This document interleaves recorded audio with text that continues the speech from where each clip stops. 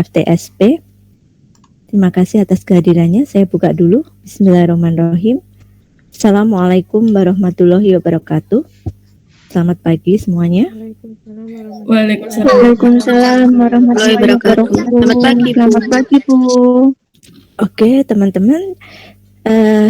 Pertemuan yang kedua, kita lanjut dengan materi tentang granulasi, ya. Jadi nanti perkuliahan ini terkait dengan materi praktek kita ya. Kita akan belajar membuat granul ya. Jadi teorinya kita lanjutkan ke granulasi. Materi sudah saya share ya di link Google Drive. Silakan teman-teman bisa download materinya. Dan ada beberapa nanti ya, kalau misalkan ada salah ketik atau mungkin belum saya ketik ya di PPT, teman-teman ini ya, teman-teman lengkapin gitu, karena kemarin ini kadang saya kelupaan. Pesan saya tidak semua ada di PPT ya. Teman-teman silahkan ini membuat catatan, dicatat sendiri yang penjelasannya tidak ada di PPT. Oke, kita mulai. Yang pertama adalah granulasi ya, itu ada gambar granul. Jadi teman-teman mungkin tahu granul itu beda dengan serbuk ya. Teman-teman lihat di sini ada butiran-butiran yang ukurannya lebih besar daripada serbuk. Ini namanya granul. Granul ini kita peroleh dari suatu proses granulasi. Granulasi adalah menghasilkan suatu granul. Nah, sekarang kita lihat PPT-nya sudah berganti nggih? Belum, Ibu. Masih ini tampilan awal granulasi. Oke, ini nggak bisa ya kalau di slideshow itu. Nggak bisa. Sudah berganti, Bu. Sudah ya, oke. Kalau tidak saya slideshow kelihatan ya teman-teman ya? Terlihat, Bu. Oke. Kelihatan, Bu. Iya, baik. Sekarang kita pelajari definisi dari granulasi ya.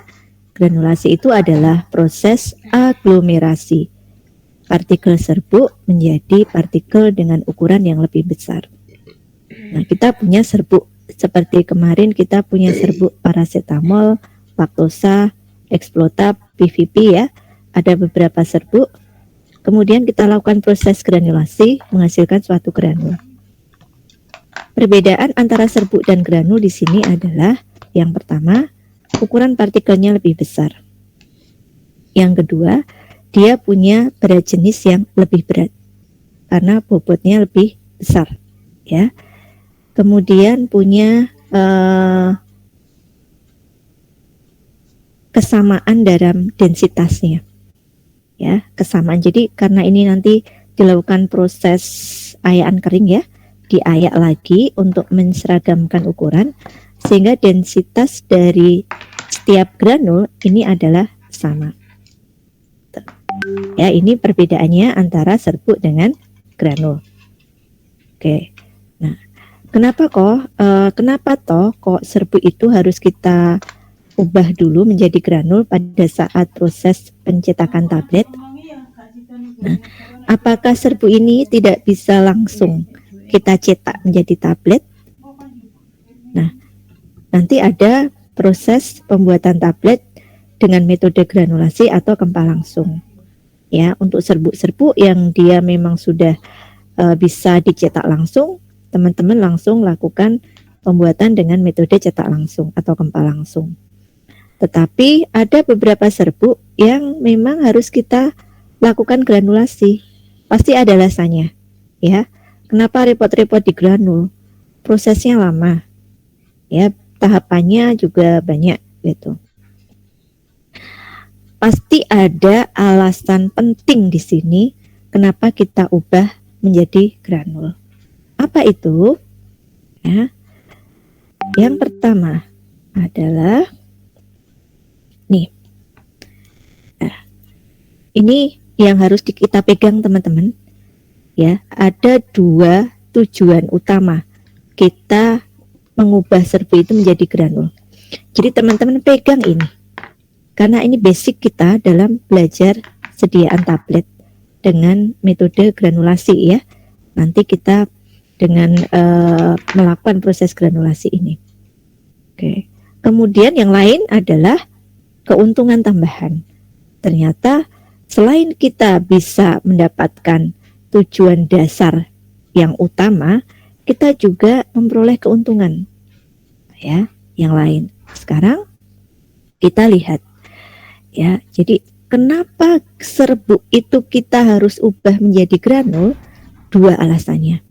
Meningkatkan kemampuan mengalir dan meningkatkan kompaktibilitas. Ya. Meningkatkan flowability dan compactability. Ini poin utama yang harus kita pegang. Nah, sekarang alasannya mengapa serbuk yang kita ubah menjadi granul itu bisa meningkat flowability-nya. Atau proses granulasi itu bisa meningkatkan flowability dari granul. Alasannya adalah ya, pertama gini dulu, kenapa toh kita harus membuat suatu proses granulasi yang dia bisa meningkatkan mengalir ya, kemampuan mengalir. Kalau dia tidak bisa mengalir itu apakah ada efeknya nanti pada saat kita membuat tablet ya?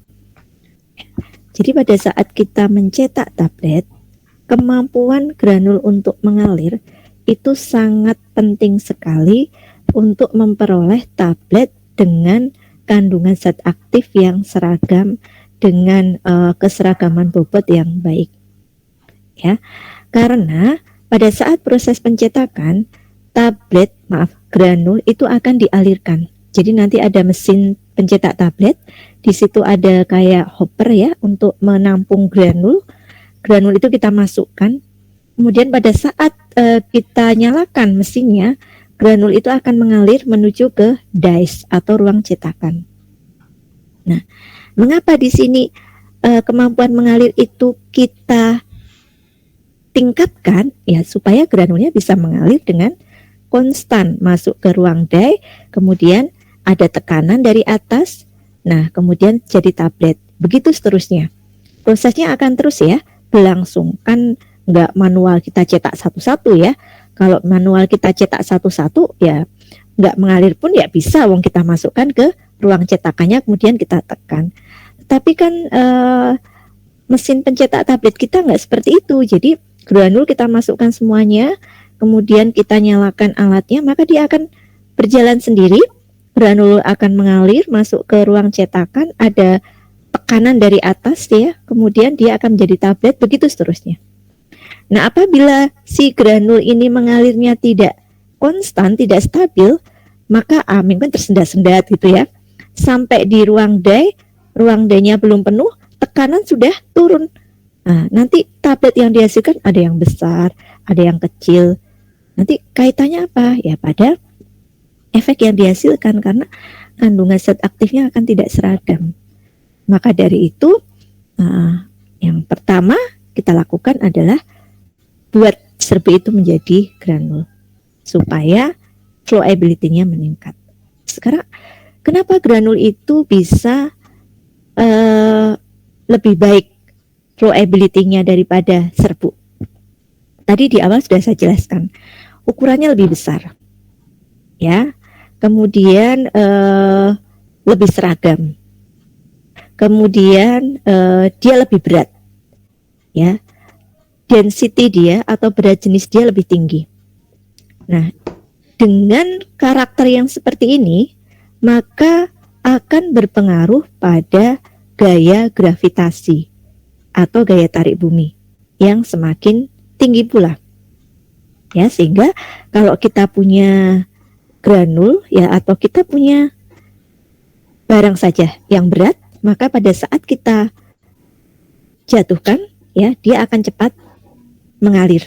Ya, dia akan cepat mengalir, dia akan cepat jatuh ke bawah.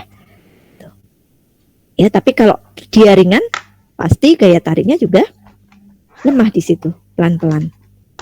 Padahal kalau mesin pencetak tablet, granul itu kan harus mengalir dengan cepat ya, dengan konstan, sehingga senada dengan mesin pencetak tabletnya. Karena mesin pencetak tabletnya itu tekanannya dari atas akan turun ke bawah dengan konstan, tek tek tek gitu ya. Jadi granulnya juga harus turun dengan konstan gitu, sehingga pada saat tekanan itu diberikan kepada granul, semua bobotnya sama.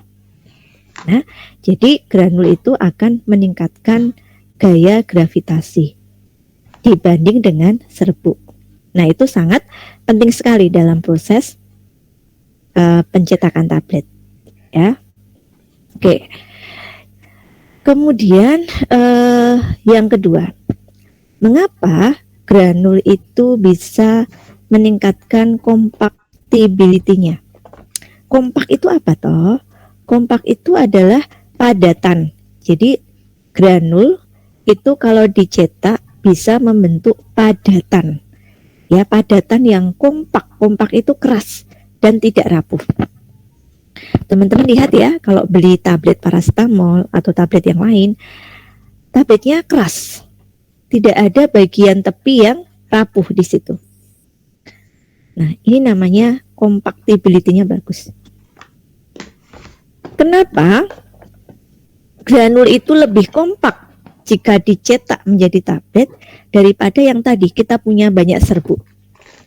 Nah, pada saat granul itu dikempa, diberi tekanan, ya, maka si granul satu dengan granul yang lain ini punya tempat untuk dia berikatan, ya, diberi tekanan, kemudian karena ukurannya besar, granul ini punya area, ya, punya area untuk berikatan satu dengan yang lain.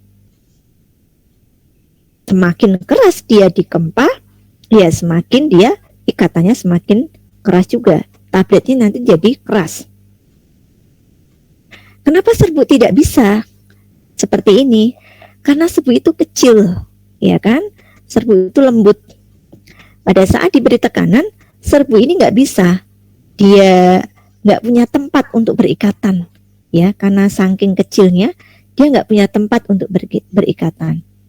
Tetapi ada yang menyebutkan kalau teman-teman itu ya belajar tentang kelarutan, itu dikecilkan ukuran partikelnya, itu mempunyai luas permukaan yang besar sehingga kontak dengan media cairan juga lebih banyak sehingga cepat larut.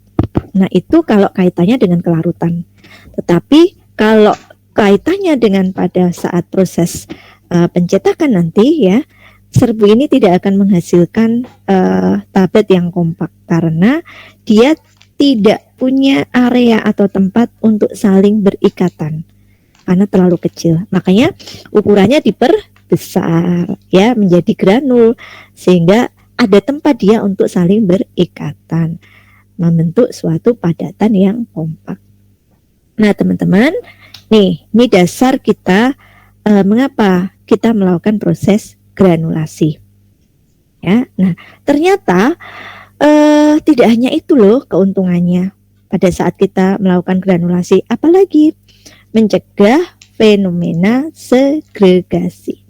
Oke, mencegah fenomena segregasi atau segregasi itu sebenarnya dia sudah homogen, tetapi karena prosesnya mungkin ada yang tidak tepat, ya, homogen itu nanti terkait pencampuran, ya. Awalnya dia homogen, tetapi karena pencampurannya tidak tepat, maka dia akan menjadi inhomogen atau menjadi tidak homogen, ya, atau memisah, gitu. Kenapa ini bisa terjadi? Granul itu bisa mencegah segregasi karena dia punya berat jenis yang sama. Kenapa granul punya berat jenis yang sama?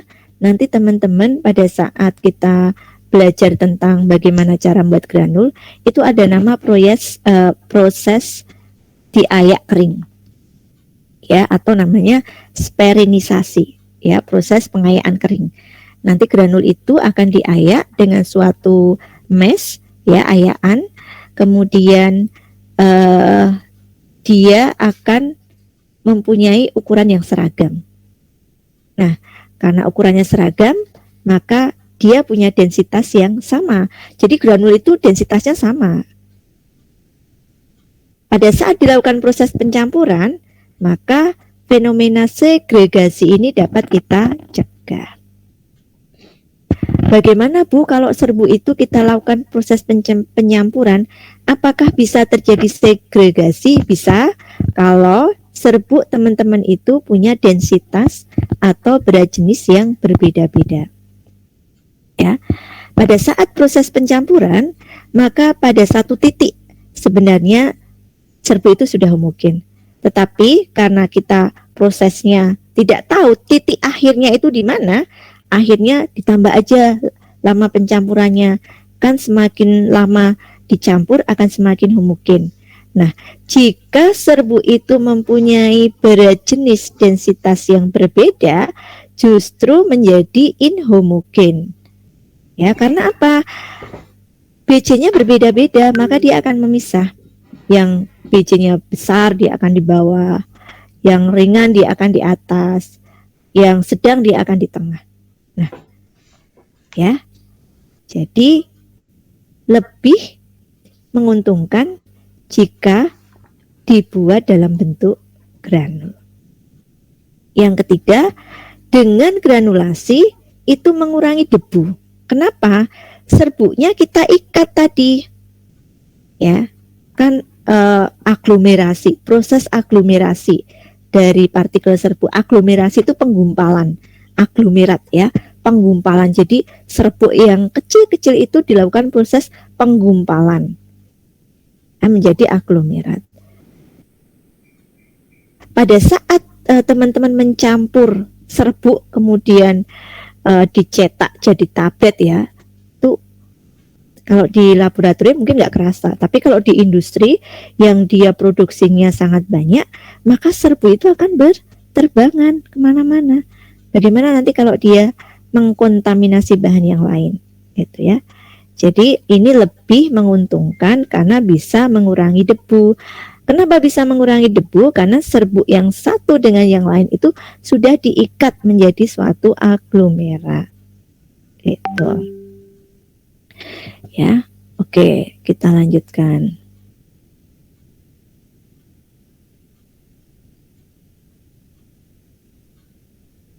Nah, apakah tujuan dari granulasi kalau dia tidak dicetak menjadi tablet ya?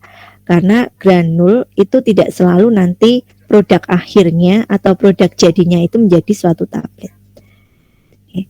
Granul itu bisa menjadi sediaan granul dengan dikemas ke dalam saset, tea bag, atau mungkin dimasukkan ke dalam kapsul sel atau cangkang kapsul. Ya, jadi tujuan kenapa dibuat granul kalau dimasukkan ke dalam kapsul? Bukankah serbuk ya, teman-teman lihat ya, serbuk itu juga banyak yang tidak digranul, langsung dimasukkan kapsul. Kemudian ada puyer bintang 7, dia juga serbuk langsung, tidak dibuat granul, dimasukkan ke dalam kemasan saset, gitu ya. Nah, tujuannya adalah meningkatkan stabilitas dari zat aktifnya. Ya, ada beberapa zat aktif yang memang dia tidak stabil, misalnya menyerap lembab, mudah menyerap lembab. Ya, kalau dia dibuat granul, maka stabilitas dari serbu itu akan meningkat karena kemampuan menyerap lembab jadi berkurang. Tetapi kalau memang serbuk kita dia tidak ada masalah ya, silakan mau dimasukkan langsung ke dalam kapsul, ke dalam saset atau tea bag ya, silakan. Kalau memang tidak ada permasalahan dalam stabilitasnya. Tapi kalau ada serbuk yang memang ada kendala di stabilitasnya dan bisa diatasi dalam bentuk granul, umumnya serbuk itu akan dibuat dalam sediaan granul terlebih dahulu sehingga long life-nya lebih lama ya, atau masa hidup dia lebih lama. Kemudian selain meningkatkan stabilitas dari zat aktif, juga bisa meningkatkan efisiensi dalam proses pembuatannya terutama ya. Nah, mengapa bisa meningkatkan efisiensi dalam proses? Karena pada saat filling atau pengisian kesediaan yang lain, maka dia akan lebih mudah mengalir karena sudah dalam bentuk granul. Ya, kita lakukan filling ke kapsul. Kalau di industri farmasi kan tidak manual ya. Kita kalau di skala laboratorium misalnya kita masukkan satu-satu gitu kan, nggak seperti itu ya. Tapi kalau di industri farmasi kan semuanya sudah otomatis, jadi serbuk turun ke dalam cangkang kapsul begitu seterusnya. Nah, dengan dia flowability-nya bagus, maka tidak ada kendala dalam proses fillingnya. Nanti akan seragam semuanya, bobotnya dan kandungan zat aktifnya.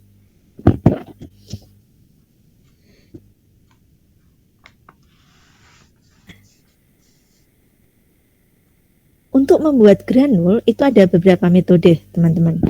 Ada granulasi basah, granulasi kering, granulasi lelehan, dan granulasi yang menggunakan suspensi udara. Yang bisa kita lakukan di laboratorium adalah 3 dari atas, ya. Yang terakhir suspensi udara itu di industri farmasi yang memang sudah advance ya peralatannya atau sudah canggih ya. Jadi dia menggunakan sistem ini apa namanya, suspensi udara untuk membuat granul. Jadi nanti serbuk kita itu akan tersuspensi dengan udara membentuk suatu aglomerat gitu. Nah, sekarang apa toh perbedaan dari wet granulation, dry maupun mild granulation? Kenapa ada beberapa metode dalam pembuatan granulasi? Sekarang kita lihat saja perbedaan yang secara umum ya. Yang namanya basah, di situ pasti ada larutannya ya. Larutan yang dimaksud di sini adalah larutan pengikat. Jadi pada wet granulation itu ada tambahan larutan pengikat. Bu, kok kemarin kita pengikatnya nggak dilarutkan, PVP-nya kok dalam bentuk serbuk ya misalkan begitu. PVP-nya dalam bentuk serbuk, tidak dalam bentuk larutan. Tetapi kita tambahkan apa? Aquades. Sehingga apa? PVP yang tadi kita masukkan dalam bentuk kering itu dengan Aquades dia akan terlarut, membentuk suatu larutan pengikat. Jadi kalau teman-teman, Bu saya mau pakai wet granulation, iya berarti teman-teman tambahkan larutan pengikat. Nah, ada beberapa zat aktif yang dia tidak stabil dengan adanya larutan atau pembasahan ini ya. Kemudian kalau basah berarti dia harus dikeringkan. Kalau dikeringkan, dia ada energi panas di situ. Untuk zat aktif yang tidak tahan terhadap pembasahan dan pemanasan, maka silahkan jangan menggunakan wet granulation, tapi gunakan dry granulation. Yeah. Jadi dry granulation untuk bahan aktif yang tidak stabil dengan pembasahan dan pemanasan. Kok ada granulasi lelehan ya? Nah, mild granulation itu untuk zat aktif ya, itu membentuk zat aktif yang dia tahan terhadap pemanasan yang sangat tinggi. Namanya dilelehkan ya. Pemanasannya harus tinggi, maka kita lihat zat aktif kita stabilitasnya terhadap panas tinggi itu seperti apa. Apakah dia akan pecah ya atau dia stabil. Nah, ini perbedaan secara umum ya teman-teman ya. Pada saat kita mau menentukan metode apa yang tepat, maka kita harus tahu zat aktif kita. Makanya dilakukan suatu studi preformulasi untuk mengetahui karakteristik zat aktif kita secara fisika kimia. Stabilitasnya di mana, kelarutannya di mana, ya, kemudian berapa titik lelehnya. Nah, banyak sekali yang bisa kita kaji. Nah, dari situ nanti kita baru bisa menentukan metodenya. Tapi kalau teman-teman misalnya saya punya paracetamol ya, silakan nanti dibuat tablet. Nah, teman-teman, oh saya pakai wet granulation saja, saya pakai yang dry. Nggak bisa, hanya langsung memilih salah satu. Karena harus kita sesuaikan dengan karakteristik atau stabilitas zat aktif kita.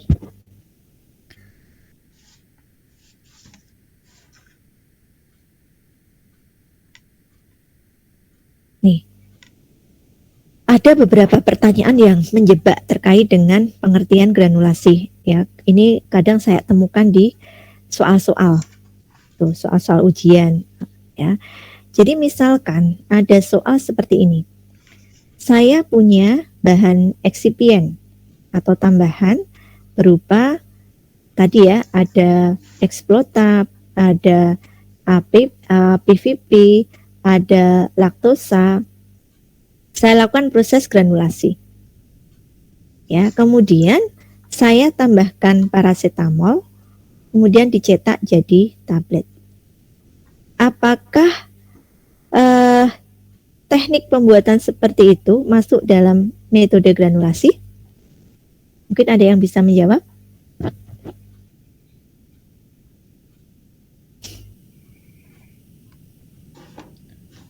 Dijawab ya dan tidak saja. Salah tidak apa-apa. Siapa yang bisa membantu saya? Termasuk, Bu. Oh, Mbak Farika, termasuk granulasi ya Mbak ya, karena ada granulnya ya. Iya. Oke, terima kasih. Ada yang punya pendapat lain? Silahkan. Menurut saya enggak, Bu, kayaknya. Oh, tidak kalau Mbak Rizky. Kenapa Mbak Rizky kok tidak? Soalnya tadi kan paracetamolnya ditambahkan terakhir.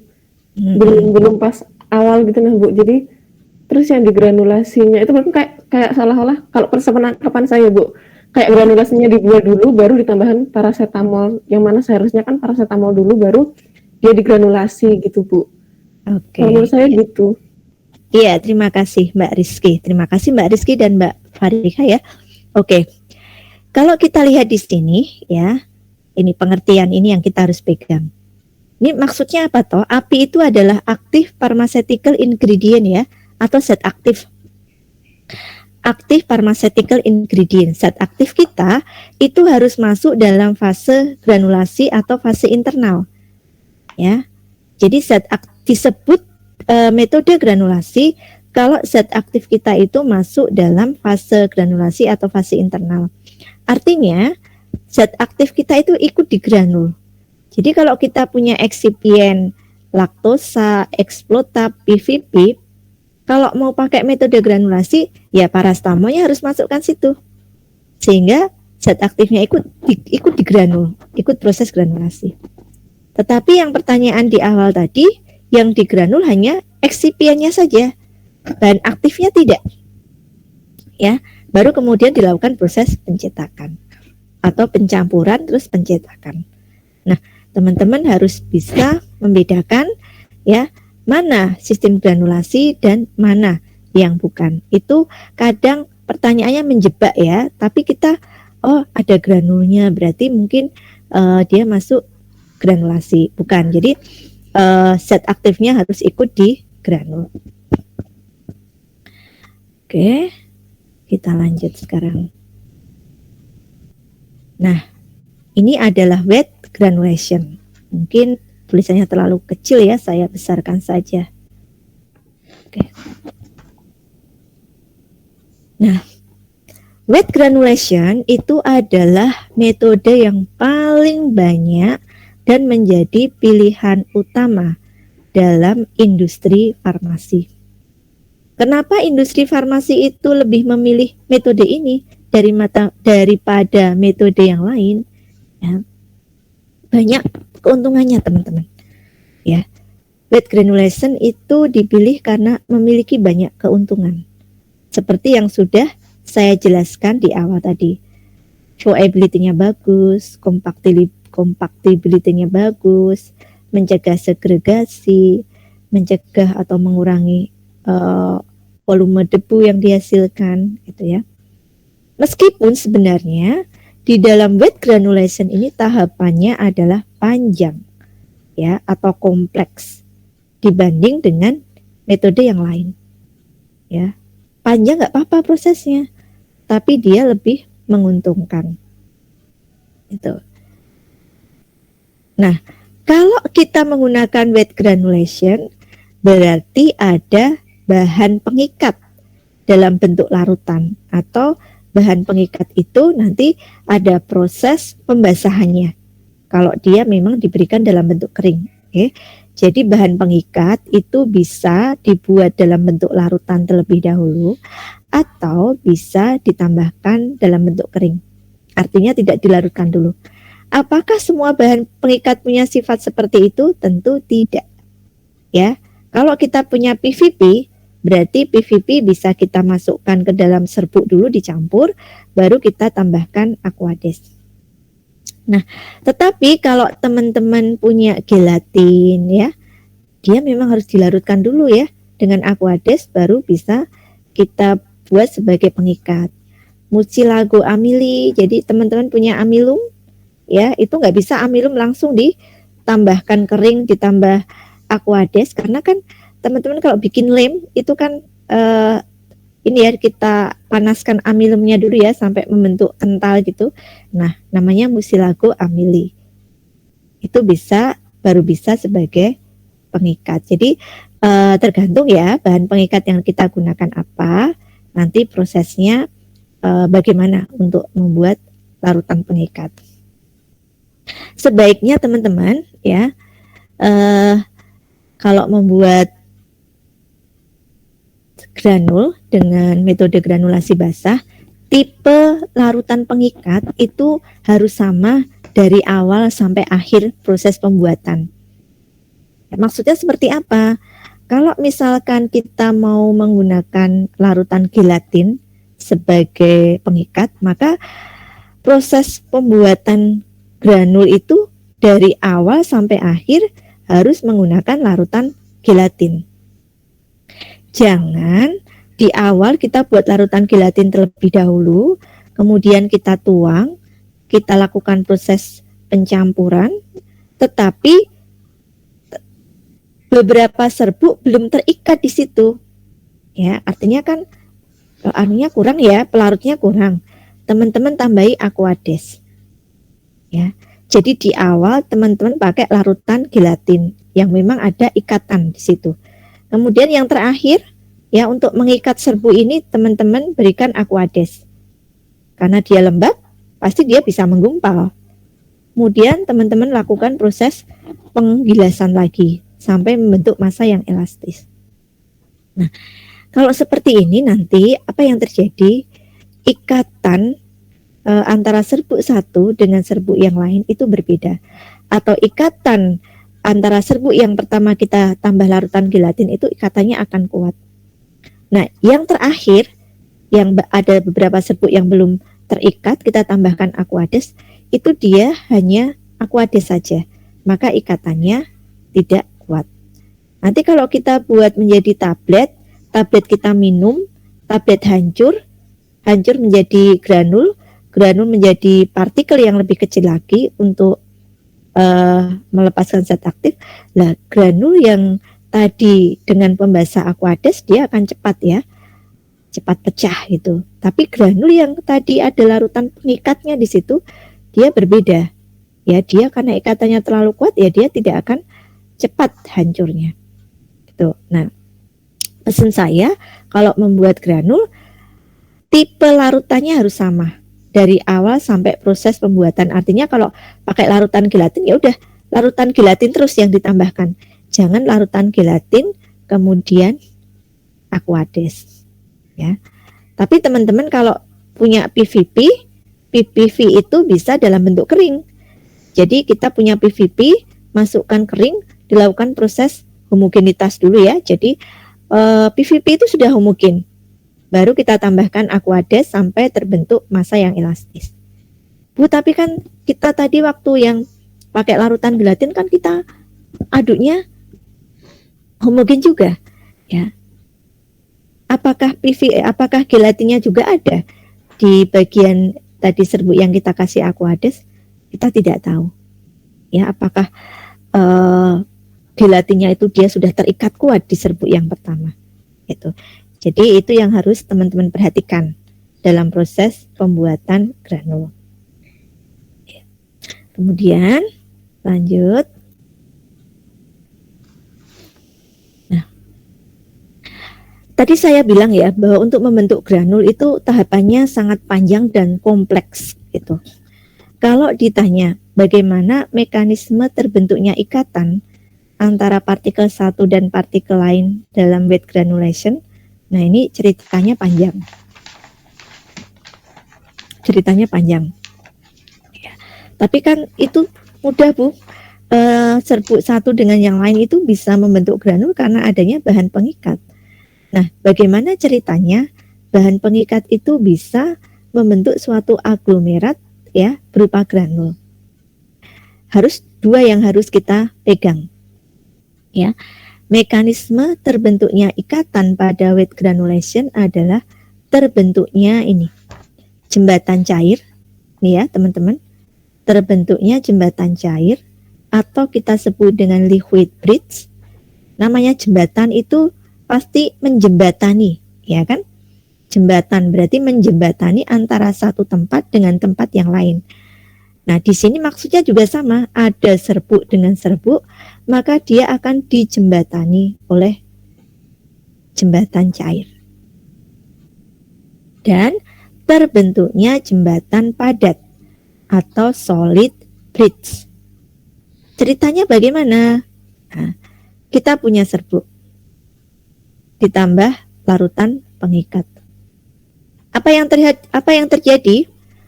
Partikel satu atau serbuk satu dengan yang lain itu akan meningkat kohesivitasnya. Kohesivitas itu apa? Daya tarik menarik antara satu partikel serbuk dengan serbuk yang lain. Kalau dia punya gaya tarik menarik yang kuat, apa yang terjadi? Serbuk itu akan menggabung toh, ya. Serbuk akan menggabung. Nah, jadi akan membentuk suatu partikel dengan ukuran yang lebih besar daripada serbuk. Pada saat inilah serbuk itu bisa menggabung atau bisa terikat satu dengan yang lainnya karena dia dijembatani oleh liquid bridge. Di antara serbuk satu dengan serbuk yang lain itu terdapat larutan pengikat. Larutan, namanya larutan itu liquid. Makanya kita sebut dengan liquid bridge. Ya. Jadi kapan liquid bridge itu terbentuk? Pada saat serbuk itu kita tambah dengan larutan pengikat, kemudian kohesivitasnya naik, maka satu serbuk dengan serbuk yang lain akan menggabung, ya, akan terikat dengan dijembatani oleh liquid bridge ini. Nah, kemudian membentuk suatu aglomerat, ya, suatu aglomerat. Nah, tadi dia masih dalam bentuk basah, karena kan kita tambah dengan larutan. Ada proses pengeringan di sini dengan menggunakan energi panas. Nah, pada saat proses pengeringan, air itu kan akan menguap. Air akan menguap. Apakah bahan pengikatnya juga ikut air menguap? Tidak. Air menguap, tetapi bahan pengikatnya itu tetap tinggal di antara serbuk yang satu dengan serbuk yang lain yang mengikat serbuk tersebut. Nah, disinilah nanti akan terbentuk jembatan padat atau solid bridge. Kenapa? Karena pada proses pemanasan, pengeringan, air akan menguap, tetapi bahan pengikatnya ini tetap ada di situ di antara serbuk untuk menjembatani agar tetap terikat antara satu serbuk dengan serbuk yang lain, gitu. Ya, ini mekanisme terbentuknya ikatan pada metode wet granulation. Jadi kalau teman-teman nanti baca ada liquid bridge, solid bridge, sudah paham pengertiannya seperti apa. Ikatan antar partikel terbentuk dari perubahan jembatan cair menjadi jembatan padat. Jembatan padat yang akan menjembatani satu partikel dengan partikel lain dengan membentuk aglomerat yang kita sebut dengan granul. Nah, kalau kita bicara larutan, maka ada dua tipe larutan yang bisa kita gunakan dalam wet granulation. Teman-teman bisa menggunakan aqueous atau hidroalkohol. Hidroalkohol itu apa? Hidro, ya, itu berarti larutan yang terdiri dari campuran antara aqueous dan alkohol. Ya, berapa perbandingannya? Silahkan sesuai kebutuhan. Bisa 1:1 ya. Aqueousnya 1 bagian, alkoholnya 1 bagian. Boleh nggak Bu pakai alkohol absolut atau alkohol mutlak? Tidak boleh ya, karena kalau di industri farmasi teman-teman menggunakan alkohol yang absolut ya pada saat pengeringan ya. Kalau di industri itu kan pengeringannya pakai flue bed dryer ya. Flue bed dryer nanti meledak ya, nanti alkoholnya menguap, nah dia akan meledak. Jadi pilihannya adalah gunakan larutan hidroalkohol. Kemudian hati-hati juga ya untuk memilih pelarut yang tepat, atau mungkin memang tidak bisa kita pakai pelarut karena ada interaksi antara bahan aktif kita dengan eksipien, di mana kalau terdapat larutan di situ akan memicu terjadinya interaksi. Dan mungkin stabilitas dari zat aktif kita memang tidak stabil dengan adanya pembasahan ataupun pemanasan. Ya, zat aktifnya akan rusak. Jadi kalau ada peristiwa seperti ini, maka gunakan metode yang lain selain wet granulation.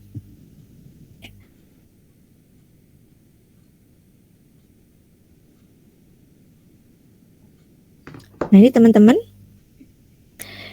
teman-teman bisa lihat ya cerita terbentuknya mekanisme ikatan yang sudah tadi saya terangkan di sini. Nah, ini ada serbuk, ini ada pelarut yang disemprotkan. Larutan pengikat ya. Ini adalah larutan pengikat binder droplets yang disemprotkan, di spraying. Kalau di industri farmasi, pembuatan granul penambahan larutan pengikat itu bukan dituang. Kalau di laboratorium ya kita tuang ya, tapi kalau di industri ini kita semprotkan. Jadi larutan pengikat kita semprotkan ke dalam serbuk sehingga nanti ikatannya antar partikel itu akan sama ya, karena ini disemprot dengan larutan pengikat begitu. Nah, kemudian setelah ini ya disemprot dengan larutan pengikat, nih terbentuk liquid bridge, di mana yang awalnya dia memisah ya, serbuk-serbuknya ini, partikel serbuknya memisah, kemudian partikelnya ini akan bergabung ya, akan bergabung, kohesivitasnya akan naik, ini akan saling tarik menarik ke sini. Nah, ini ada jembatan cair yang mengikat mereka. Nah, pada saat proses solidifying atau pengeringan ya, ini akan menguap, larutannya akan menguap, airnya akan menguap, tetapi bahan pengikatnya akan tetap berada di antara partikel ya, akan mengikat ya. Di sini akan terbentuk jembatan padat karena airnya sudah menguap. Nah, kemudian akan menghasilkan suatu aglomerat yang berbentuk seperti bola salju ya, snowball nih ya, sferis gitu, bulat. Oke ya, tentu di sini nanti ada prosesnya teman-teman, nggak dari sini langsung ini ya, di sini nanti ada proses namanya sperinisasi ya. Setelah dikeringkan maka ada proses sperinisasi, makanya akan membentuk suatu aglomerat atau granul yang ini bulat. Sperinisasi itu nanti pengayaan kering. Aduh, maaf.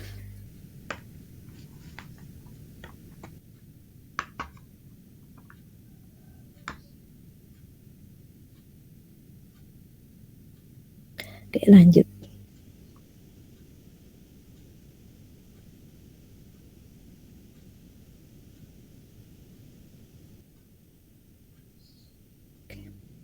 Nah, ini adalah proses pembuatan granul dengan wet granulation. Ini ya, kalau di industri farmasi teman-teman, gambarannya panjang seperti ini. Teman-teman lihat, ya prosesnya panjang sekali. Ada kerugiannya juga sebenarnya dengan proses yang panjang ini, ya, karena dia akan melewati di sini ya. Nah, ini menyebabkan ada banyak bahan yang mungkin berkurang karena prosesnya panjang. Mungkin di sini ada yang tertinggal, di sini ada yang tertinggal gitu ya. Ini kekurangannya kalau metode granulasi basah. Prosesnya sangat panjang dan ini gambaran kalau kita membuat granul di industri farmasi. Yang pertama adalah dilakukan proses grinding. Grinding itu penggilasan atau pengayaan ya, bisa. Nah, ini obat. Sebenarnya tidak hanya obat, tapi harus adjuvan ini eksipien. Jadi obat dan eksipien itu seharusnya dilakukan proses grinding terlebih dahulu. Penggilasan atau pengayaan dulu. Kenapa Bu harus diayak? Karena dalam penyimpanan itu ada bahan-bahan yang kadang menggumpal. Seperti teman-teman buka laktosa, ya, menimbang, kok ada gumpalannya? Iya, ada yang bersifat seperti itu. Kalau kita langsung lakukan proses pencampuran, maka nanti gumpalan-gumpalan ini akan tetap menggumpal, dan kalau misalkan dia ikut tercetak ya, nanti akan tidak homogen. Ya, keseragaman kandungannya tidak homogen. Jadi ini drug dan eksipien lakukan proses grinding untuk mencegah terjadinya gumpalan. Setelah itu teman-teman masukkan ke dalam V-mixer. Nih, V-mixer karena berbentuk V ya, dilakukan proses pencampuran atau blending. Setelah itu masuk ke dalam proses aglomerasi dengan penambahan larutan pengikat. Ya, di sini proses aglomerasi. Ya, penggumpalan. Setelah itu kita lakukan proses peletisasi ya, atau pengayaan. Peletisasi atau pengayaan. Ini lihat pengayak ini, yang ini ukurannya lubangnya lebih besar. Kemudian kalau di ayaan ini di screen di sini, ini adalah lubangnya lebih kecil ya. Nah, pada saat kita lakukan aglomerasi di sini ya, sampai membentuk massa elastis. Ya, kalau dia belum elastis nanti akan berefek pada tabletnya. Nah, setelah itu kita ayak ya. Jadi di sini peletisasi itu adalah pengayaan basah karena baru saja ditambah dengan larutan pengikat. Kenapa Bu harus diayak? Untuk memperkecil ukuran partikel supaya pada proses pengeringan ini akan cepat kering. Ya. Nanti kalau pada saat kita lakukan proses aglomerasi di sini tidak dipeletisasi, lah proses pengeringan di sini lama. Ya. Nah, setelah dikeringkan, maka dilakukan screen atau di sini sterilisasi, teman-teman. Ya, sterilisasi itu adalah pengayaan kering. Jadi kalau peletisasi itu pengayaan basah, kalau di sini screen itu pengayaan kering. Atau kalau kita ini ya, diayak dulu dengan pengayak 16, kemudian diayak dengan pengayak 18. Nah, di sini ini adalah ayaan keringnya. Ya. Nah, kemudian setelah itu kita blending lagi dengan lubrikan. Ya, kita campur lagi dengan lubrikan seperti MgCara, talek gitu ya. Setelah itu baru kita lakukan proses pencetakan tablet. Ya, dilakukan proses pencetakan tablet. Oke, sekarang nih. Ini yang saya ceritakan tadi, ya, di sini sudah ada, jadi teman-teman bisa baca lagi. Kita langsung ke parameter kritis. Nah, parameter kritis dalam proses granulasi basah itu ada dua. Pada saat penambahan bahan pengikat dan pada saat pengeringan. Kenapa toh penambahan bahan pengikat itu menjadi titik kritis pada proses granulasi basah? Iya, karena kalau larutan pengikat yang kita tambahkan itu tidak tepat, maka kalau kurang dia menjadi rapuh, kalau terlalu banyak dia akan menjadi lembek. Ya, nanti kalau lembek ya nggak bisa kita cetak jadi tablet, lengket semua. Terus caranya bagaimana? Kapan kita berhenti menambahkan larutan pengikat kita untuk bisa menghasilkan suatu massa granul yang elastis? Ya, yang pertama bisa dilakukan secara otomatis dan yang kedua dengan manual. Kalau di industri farmasi kan tidak mungkin ya teman-teman dilakukan manual ya. Dia punya SOP sendiri, dia punya suatu standarisasi kapan larutan pengikat itu berhenti ditambahkan, pengeringan berapa lama, suhunya berapa, dia sudah punya SOP sendiri.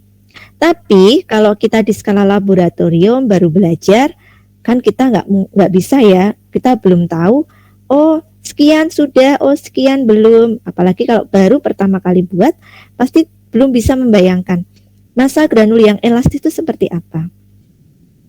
Nah, kalau di industri farmasi dia bersifat otomatis, bisa langsung melihat pada grafik power consumption, ya, namanya grafik power consumption. Yaitu di situ ada alat yang bisa menunjukkan, ya, menunjukkan grafik. Nah, grafik ini menginformasikan energi yang dikeluarkan untuk mengaduk massa granul. Ya, pengadukan yang paling berat itu menunjukkan massa elastis. Jadi nanti grafik power consumption yang paling tinggi yang berada di puncak, itulah titik akhir kita berhenti menambahkan bahan pengikat. Bu, kenapa kok penambahan bahan pengikat ini dikaitkan dengan proses pengadukan kalau di industri farmasi?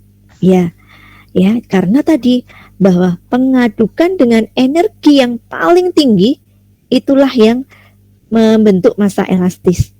Coba teman-teman coba aja di rumah, ya, ada serbuk diaduk, pasti pengadukan kita energinya tidak terlalu berat ya, energinya ringan.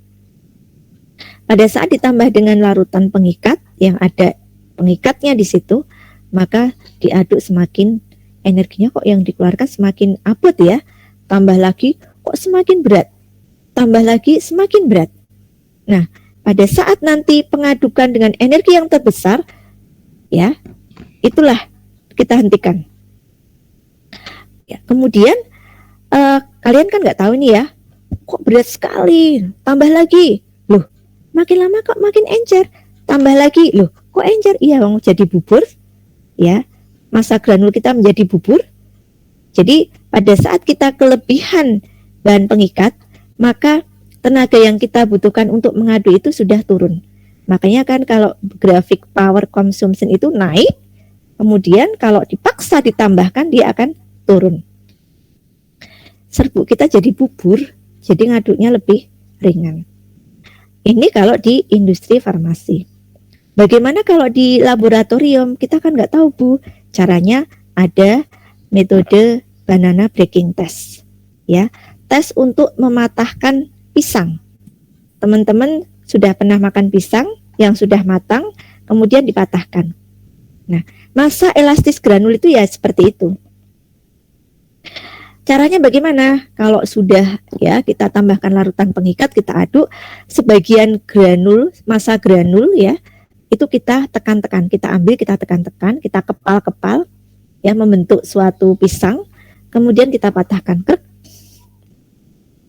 Pada saat kita patahkan ya, tidak ada serbuk yang jatuh, berarti larutan pengikatnya sudah cukup. Tapi kalau kita patahkan tidak bisa, lengket, berarti kebanyakan larutan pengikat. Atau pada saat kalian buat gumpalan ya, ditekan-tekan, dikepel-kepel gini, pada pudar, tambah kurang ya, larutan pengikatnya masih kurang banyak gitu. Nah, Itu cara yang mudah untuk di skala laboratorium. Cara lain menggunakan snowball test. Kita buat gumpalan menyerupai bola salju. Kemudian ada bidang datar, kita grindingkan. Ya, pada saat digrindingkan, bentuknya berubah menjadi lonjong, berarti pengikatnya terlalu banyak. Kalau digrindingkan, ada yang ini ya, retak-retak gitu ya, maksudnya dia berubah bentuk, dan berubah bentuknya itu menjadi seperti ambiar gitu, larutan pengikatnya kurang. Atau dengan soil humidity test ya, kalau punya alat untuk mengetahui kelembapan. Tapi kalau di lab kita belum ada ya, jadi kita pakai manual aja. Yang kedua adalah proses pengeringan ya, proses pengeringan. Nah, lama pengeringan dan suhu itu sangat mempengaruhi migrasi komponen ya. Jadi pada saat kita melakukan proses pengeringan, maka yang harus kita perhatikan adalah berapa lama granul itu kita keringkan dan suhunya berapa. Suhu untuk pengeringan granul berkisar antara 40 sampai 60 ya. Nah, kalau kita ya terlalu lama dalam proses pengeringan, maka kemungkinan akan terjadi migrasi komponen. Migrasi komponen itu apa toh? Perpindahan bahan aktif yang terlarut mengikuti laju difusi air atau penguapan air. Hal ini bisa menyebabkan bahan aktif itu menjadi tidak seragam. Hati-hati ya, ceritanya seperti ini. Kalau kita mempunyai bahan aktif yang mempunyai kelarutan yang baik di air, maka pada saat proses pengeringan, zat aktif kita terlarut juga di dalam air, sehingga pada saat air itu menguap, dia naik, keluar dari padatannya, zat aktif itu ikut naik, mengikuti laju kemana arah dari air ini menguap. Ya, kemudian kalau airnya sudah menguap, zat aktifnya akan berada di situ, tetap berada, tetapi sudah berpindah tempat. Nah, ini akan menyebabkan keseragaman dari zat aktifnya itu akan berbeda. Jadi sudah tidak seragam lagi, karena ada yang migrasi kemana, satunya kemana gitu ya. Nah, ini terutama untuk obat-obat yang kelarutannya bagus, karena dia akan ikut larut ya. Nah, contohnya ini teman-teman, pada saat teman-teman ini ya menjemur baju ya, pada saat teman-teman menjemur baju itu kan ada, pasti kalau kita mengeringkan dijemur itu dibalik ya bajunya ya, nanti yang pudar itu adalah warna yang di luar, atau pada saat kita keringkan ya yang pudar yang warnanya yang bersentuhan langsung dengan sinar matahari. Nah, nanti yang pada saat kita mau pakai, maka baju kita yang bagian tadi ya, bagian yang kalau kita pakai itu berarti bagian luarnya itu dia akan tetap bagus warnanya. Nah, ini disebabkan karena pada saat proses pengeringan, pewarna itu akan ada yang ikut larut di dalam aqueous ya, akan ikut terlarut, kemudian dia akan mengikuti laju dari ini ya, dari penguapan airnya gitu. Nih, kemudian selain lama akhir ya dan suhu, lama pengeringan dan suhu, juga titik akhir proses pengeringan. Kapan pengeringan itu kita hentikan? Ya, kalau dia kurang lama lembab ditumbuhi jamur, kalau terlalu lama dia akan sangat kering nanti akan menjadi capping atau laminating, jadi mengelupas bagian atasnya atau dia akan pecah ya, retak itu. Nah, kita bisa tahu titik akhir dari proses pengeringan menggunakan alat ya, bisa menggunakan metode gravimetri dengan moisture analysis balance atau dengan titrasi Carl-Fisher. Ya, moisture analysis balance itu untuk mengetahui kandungan lembab granul atau juga bisa kadar airnya, atau dengan Carl-Fisher. Nah, di situ nanti akan kelihatan kandungan lembab kita berapa, kadar air kita berapa, yang kita butuhkan kadar airnya berapa. Kalau sudah memenuhi, berarti oke, titik akhir dari pengeringan itu sekian, ya, sekian menit begitu. Ya. Ini adalah mekanisme pembentukan granul. Mekanisme pembentukan granul ada 3 tahapan. Yang pertama pembentukan inti atau nucleation, kemudian tahap transisi, dan tahap pembentukan granul. Pembentukan inti itu yang seperti apa? Yaitu pada saat partikel itu bergabung, ya, partikel satu bergabung dengan partikel satunya, itu akan membentuk inti. Nah, inti satu dengan inti yang lain itu akan saling bergabung, ya, masuk ke tahap transisi. Jadi tahap transisi itu adalah tahap di mana inti satu dengan inti yang lain itu akan bergabung membentuk partikel yang ukurannya lebih besar. Nah, kalau tahap pembentukan granul, kumpulan inti-inti tadi bergabung lagi menjadi aglomerat yang ukurannya lebih besar lagi. Kita sebut dengan granul.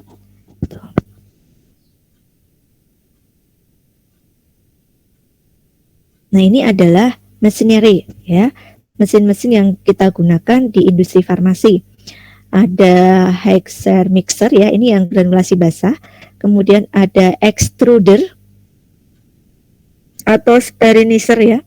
Tadi untuk proses sperinisasi, menseragamkan ukuran.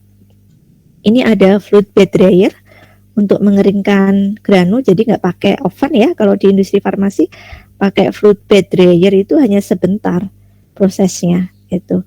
Kalau ini fluidized bed granulator. Ini mesin untuk membuat granul satu paket. Jadi di sini sudah ada semuanya. Nah, kalau ini kan terpisah-pisah ya. Ini udah satu paket.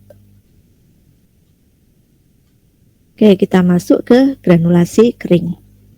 Nah, granulasi kering itu metode yang digunakan untuk bahan aktif yang memang dia tidak dapat dibuat dengan wetting atau wet granulation karena stabilitas zat aktifnya.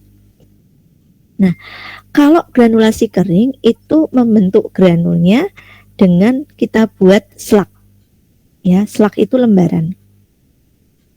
Ya, jadi serbuk kita buat slug atau lembaran yang kita lewatkan pada roll compaction. Ya, kemudian kita lakukan penghancuran menjadi partikel yang lebih kecil, kita sebut dengan granul. Nanti ada ya gambaran untuk pembuatannya. Nah, mekanisme pembentukan ikatan pada granulasi kering berbeda dengan granulasi basah. Kalau granulasi basah tadi terbentuknya jembatan cair dan jembatan padat. Tetapi kan ini dia tidak pakai larutan ya. Bagaimana ikatan itu bisa terbentuk? Ikatan itu bisa terbentuk karena adanya tekanan yang sangat keras pada roller compaction tadi, ya. Roller compaction. Nah, jadi ikatan partikel terbentuk karena adanya tekanan, karena serbuk itu dilewatkan pada roller compaction dengan tekanan yang sangat tinggi, sehingga tepi partikel dengan yang lain itu akan saling berikatan secara mekanis. Nah, ikatan yang terbentuk karena interparticle bonding yang dipengaruhi oleh binder agent. Jadi nanti pada saat proses pembuatan granulasi kering, ya, itu eksipien yang digunakan Ya, binder-binder agent inilah yang akan mempengaruhi ikatan antar partikel. Nah, binder agent ini dia memiliki atau bahan pengikat ya di sini, dia memiliki sifat deformasi plastis. Deformasi plastis itu apa?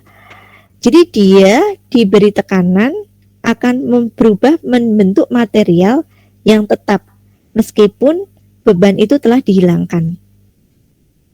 Yang namanya deformasi plastik itu gini, misalnya kita punya serbuk diberi tekanan yang kuat, kemudian tekanan itu dihilangkan, bentuknya akan tetap sama. Artinya misalnya tadi granul diberi ikatan ya, kemudian akan membentuk suatu padatan, jadi dia lebih memadat. Dan padatan ini dia tidak akan berubah lagi menjadi ke bentuk yang semula. Ya, itu namanya deformasi plastis. Jadi diberi tekanan, dia akan berubah, tetapi dia tidak akan berubah kembali ke bentuk dia yang semula. Itu deformasi plastis.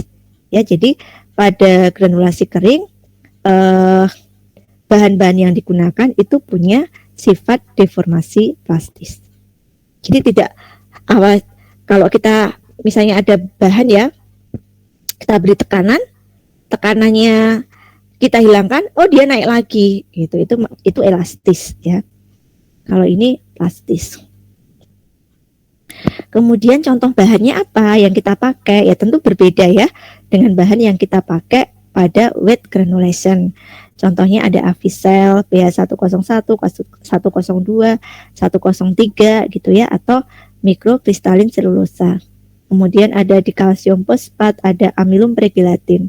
Jadi kalau mau pakai amilum harus dilakukan proses pregelatinasi terlebih dahulu ya.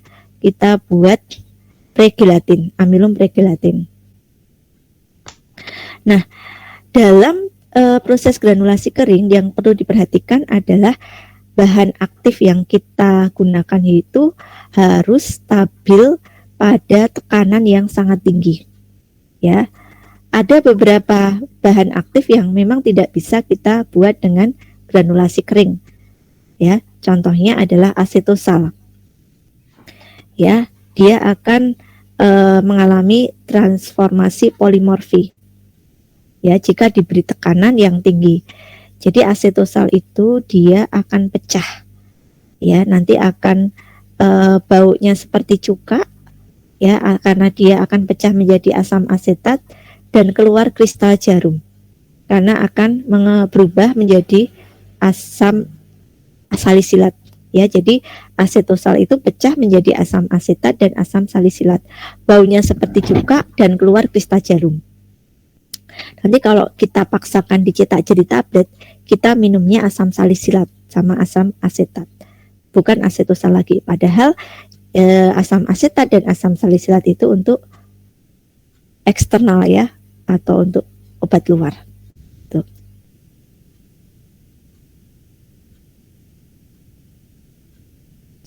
Nah, ini tahapannya, mungkin langsung ke gambarnya. Ini teman-teman. Nah, ini alat yang ada di industri farmasi untuk proses pembuatan dry granulation. Kalau di tempat kita kan nggak ada ya alatnya ya, jadi nanti ada cara lain lah untuk granulasi kering itu, untuk membuat slugnya itu ada ya. Jadi kalau ini adalah mesin untuk dry granulation. Jadi ini serbuk ya teman-teman ya, serbuk kita naikkan ke atas ya, kita naikkan ke atas. Kemudian ini ada alat untuk menaikkan ke atas nih alatnya. Kemudian yang saya maksud dengan roller compaction itu yang ini teman-teman. Jadi seperti stomp itu loh, kalau teman-teman tahu ya, stomp yang untuk jalan itu kan bannya kan besar sekali. Dia bisa beri tekanan yang tinggi sama. Ini juga, ini berat dan dia bisa memberi tekanan yang sangat tinggi. Jadi kalau serbuk kita lewatkan di antara dua roller compaction ini jadinya slug atau lembaran. Ini slug ya teman-teman, namanya lembaran. Nah, dari lembaran ini nanti akan dihancurkan. Ini seperti ada ini ya, mesin untuk menghancurkan. Nah, ini kan slugnya, lembarannya ini masuk ke sini, dihancurkan menjadi partikel kecil. Ini ada ayaannya di sini. Nanti kalau dia sudah sesuai dengan ukurannya ya, dia akan masuk ke sini. Kita tampung granulnya. Nah, pada proses penghancuran di sini kemungkinan ada yang berbentuk serbuk. Ya, jadi tidak berbentuk granul tapi serbuk atau fine, serbuk halus. Maka yang dia masih berbentuk serbuk halus, maka masuk ke sini. Dia akan dilakukan proses slugging lagi. Nah, dilewatkan di roller compaction, membentuk slug lagi ya. Ini kita sebut juga dengan proses slugging, pembentukan slug. Nah, dihancurkan lagi. Begitu seterusnya. Nah, ini kalau kita lihat tahapannya ya, pasti akan lebih pendek. Ini lebih enak menggunakan dry granulation.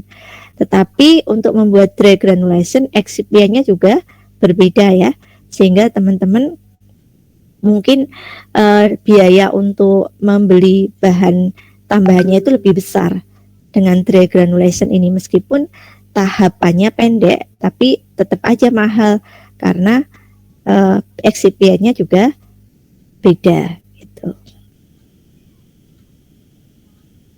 Aduh, kok saya stop.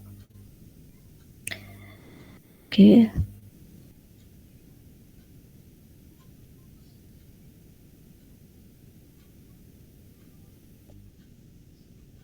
Oke. Nah, ada 3 parameter kritis pada proses granulasi, yaitu roller compaction ya, kemudian roller compaction gap, yang kedua roller compaction speed, dan yang tiga adalah mass screen, ukuran ayaan. Roller compaction gap itu yang dimaksud apa? Jarak antar roller compaction yang di sini tadi, yang di mesinnya tadi.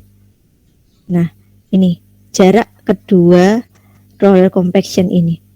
Jadi kalau jaraknya dia berdekatan seperti ini, maka tekanan yang dihasilkan akan sangat tinggi. Nanti akan membentuk ikatan partikel yang sangat kuat juga. Tetapi kalau ini jaraknya kita longgarkan, maka tekanan yang dihasilkan juga akan berkurang. Ya, ikatan antar partikel juga akan berkurang. Ya, kemudian roller compaction speed atau kecepatan roller compaction nanti akan berpengaruh pada cepat tidaknya proses granulasi.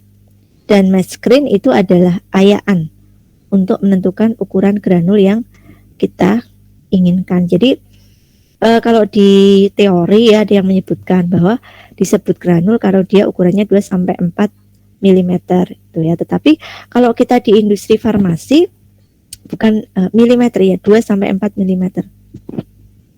Kalau di industri farmasi ya ini ya disesuaikan dengan bobot tabletnya. Kalau kita mau mencetak tablet paracetamol, pasti kan tabletnya besar, dosisnya 500 mg, maka granulnya akan besar, ya ukurannya lebih besar.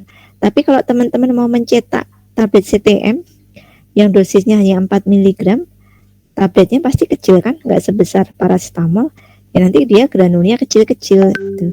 Jadi besaran granul kalau di industri farmasi itu sangat ditentukan oleh bobot tabletnya, ya bobot tabletnya.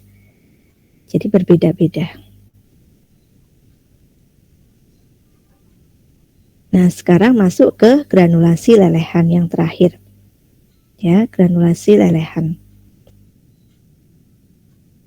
Granulasi lelehan digunakan untuk bahan aktif yang stabil pada pemanasan tinggi karena ada proses pelelehan. Ya. Lah, mekanisme terbentuknya ikatan pada granulasi lelehan ini bagaimana teman-teman? Nah, ya, kalau yang granulasi kering tadi kan ini ya, ikatan itu terbentuk karena adanya tekanan ya, di mana tepi dari partikelnya itu saling berikatan secara mekanis gitu. Tapi kalau granulasi lelehan, mekanisme terbentuknya ikatan itu karena bahan aktif yang tadi kita lelehkan atau kita panaskan itu mengeluarkan air kristal. Nah, air inilah yang akan mengikat satu partikel dengan partikel yang lain. Air kristal itu apa toh? Jadi padatan itu dia punya air absorpsi dan air kristal. Pada saat kita lakukan proses pengeringan, ya, pada suhu, misalnya pada suhu 50 derajat gitu, maka yang menguap itu adalah air absorpsi, air yang ada di permukaan. Tetapi air kristalnya akan terikat kuat pada struktur molekulnya. Air kristal ini hanya akan keluar jika kita lakukan proses pemanasan yang tinggi. Gitu ya. Jadi mekanisme terbentuknya ikatan pada granulasi lelehan karena mengeluarkan air kristal yang dapat mengikat satu partikel dengan partikel yang lain. Granulasi lelehan itu bisa diaplikasikan pada proses pembuatan granul effervescent. Ya, kalau kita membuat granul effervescent itu ada komponen asam dan basa. Misalnya pakai asam sitrat, basanya natrium bikarbonat. Nah, granulnya dibentuk dengan melelehkan asam dan basa di oven ya. Di oven, kemudian dilakukan proses pengeringan dan pengayaan, nanti akan jadi granul. Tapi kalau di industri farmasi itu menggunakan alat hot melt extraction ya. Jadi bahan aktif dan eksipien itu dilelehkan, dikeringkan, dihancurkan menjadi granul. Nah, apa toh keuntungan dari granulasi lelehan? Dapat meningkatkan kelarutan zat aktif yang awalnya kelarutannya rendah gitu. Jadi peningkatannya ini sangat dramatis gitu ya. Kalau kita sering melihat sinetron, wah dramatis sekali. Sama juga bahwa dengan kita melakukan metode granulasi lelehan yang awalnya zat aktif kita itu kelarutannya rendah, maka dengan metode ini akan membentuk suatu zat aktif yang kelarutannya sangat dramatis atau bisa naik dengan sangat signifikan. Kenapa bisa? Karena ya pada saat bahan aktif ini meleleh, maka bahan aktif itu akan dibawa oleh eksipien yang meleleh juga. Jadi bahan aktif yang meleleh, dia akan dibawa oleh eksipien yang meleleh. Nah, bahan aktif itu dia akan terdispersi secara molekuler di bahan eksipiennya. Sehingga nanti kalau sudah kering akan mendapatkan suatu amorf solid dispersi. Ya, dispersi padat yang berbentuk amorf. Teman-teman kalau ingat amorf berarti ingat bahwa padatan yang berbentuk amorf itu akan bagus sekali kelarutannya. Ya, padatan itu punya dua bentuk. Ada yang berbentuk amorf, ada yang berbentuk kristalin. Kalau dia berbentuk amorf, itu kelarutannya lebih bagus daripada yang bentuk kristalin. Sehingga ini ada metode untuk meningkatkan kelarutan dari suatu zat aktif dengan metode amorf solid dispersi. Nah, kerugiannya apa? Kerugiannya ini adalah prosesnya mahal dan bahan pembawanya mahal. Oke, prosesnya mahal dan bahan pembawanya mahal. Kapan kita menggunakan granulasi lelehan? Kalau kita punya zat aktif yang potensi dan nilai ekonominya itu sangat tinggi. Ya, yang memang dia benar-benar ini ya, nilai ekonomisnya tinggi. Jadi kalau biaya pembuatannya mahal tetapi bisa tertutupi dengan ini harga jual dia yang tinggi, jadi tidak masalah karena memang potensinya juga tinggi. Tuh.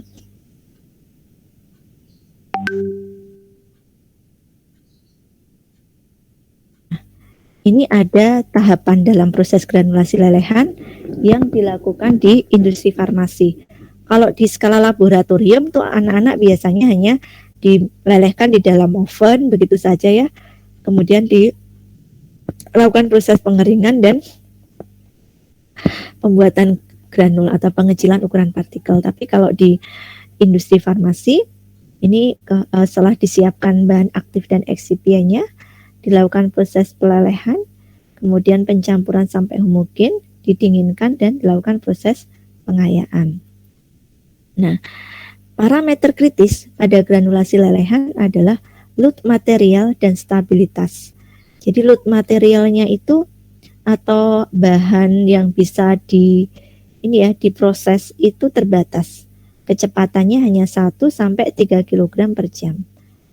Ya, kemudian stabilitas dari zat aktifnya tentunya karena menggunakan panas yang tinggi. Melting temperatur. Ya, suhu lelehnya berapa? Kneading speed, kecepatan pengadukan, dan granulation cutting tool, ya, granulation cutting tool atau ayaan. Jadi alat untuk memotong granul akan menentukan ukuran akhir dari granul. Oke, nah ini sudah selesai materi kita ya tentang granulasi, baik granulasi kering, granulasi basah atau melt granulation. Oke, sampai sini teman-teman ada yang ingin ditanyakan? Silahkan.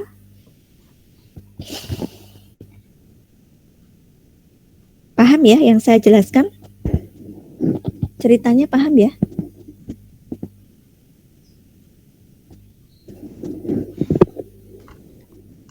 Insya Allah paham. Masya Allah, paham Bu. Paham ya? Oke, alhamdulillah. Oke, sebelum saya akhiri, silahkan kalau misalkan ada yang ingin bertanya.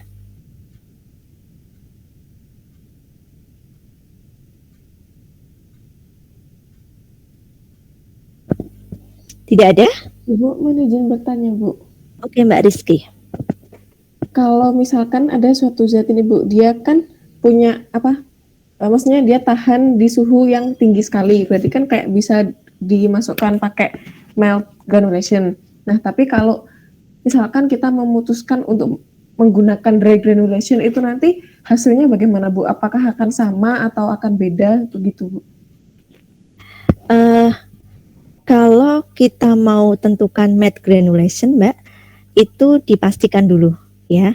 Misalnya ada bahan yang bisa dengan melt granulation, tetapi dia tidak mempunyai nilai ekonomis yang tinggi, maka jangan menggunakan melt granulation, rugi nanti. Karena prosesnya mahal, kemudian biaya jualnya atau harganya nanti tidak mencukupi untuk biaya produksinya. Nah, kalau untuk bahan-bahan yang seperti ini ya, yang memang dia tidak mempunyai nilai ekonomis yang tinggi, Mbak Rizky tinggal pilih wet granulation atau dry granulation, begitu ya. Kalau tadi dia bisa di melt granulation, artinya dengan pemanasan yang tinggi saja dia bagus, dia stabil, maka Mbak Rizky tentukan yang pakai wet granulation. Kenapa dengan wet granulation? Karena di wet granulation ada pemanasan, ada pembasahan. Nah, dengan pembasahan bagaimana zat aktif kita? Kalau tadi Mbak Rizky bilang dengan panas aja bisa. Nah, kemudian dengan pembasahan apakah stabil? Oh, stabil. Kita memilihnya ke wet granulation. Kenapa? Keuntungannya lebih banyak di wet granulation ini. Mengapa? Dia tadi ya ada beberapa keuntungan dasar dalam pembuatan tablet. Jadi nanti tablet yang dihasilkan itu akan lebih elegan lah, lebih bagus lah gitu ya. Atau meskipun dengan granulasi kering juga bisa, sangat tergantung. Tapi kalau di industri farmasi, wet granulation itu lebih membawa keuntungan gitu daripada yang granulasi kering. Begitu Mbak Rizky? Siap, terima kasih, Ibu. Oke, yang lain?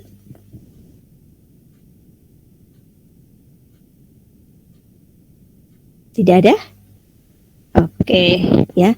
Jadi kalau kita mau pakai metode yang wet granulation, dry granulation, atau matte granulation, zat aktif kita dulu dilihat, ya. Dia punya stabilitas di mana.